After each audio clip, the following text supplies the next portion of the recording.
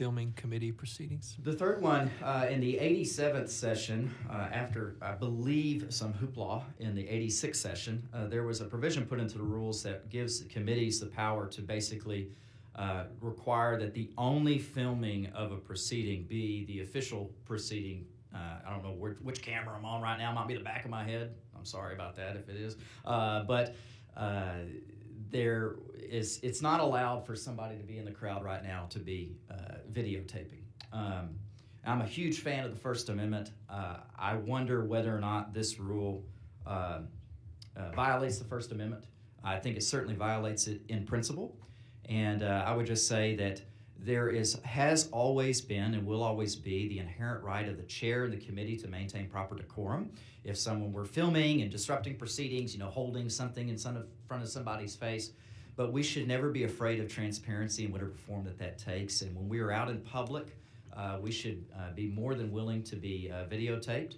Everybody's being videotaped every single moment. It's called your eyeballs and your brain. And people see and they hear and they remember.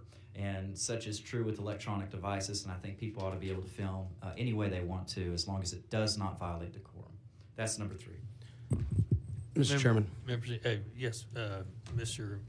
Moody, excuse me. I think it is important to be accurate when you're submitting proposals like this, and I just wanted to point out for the committee, this is not something that was added in the 87th legislature. In fact, a rule like this has existed in our rules since 1969.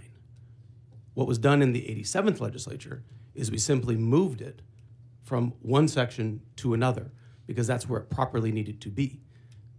So if there are provisions that flew in the face of the First Amendment, I assume that sometime between 1969 and today, that would have already been litigated. This is a power that the House has had for a very long time. I can go back and cite you to the rule from the 61st legislature if you'd like to, but I don't think I want to waste everybody's time doing that. There was also a proposal very much like this that was submitted in 2021 during the debate on the House floor, and it was defeated by a supermajority of the Texas House. So I think context matters, and I would encourage you to look back at the history going back to 1969 on this rule. Thank you. I would just note there's been some really bad laws in the books since the 60s, and I think it still violates the First Amendment and flies in the face of it. We should not be doing it. Thank you very much. Members, any other questions? Okay, thank you, Mr. Fassoot. Move on to your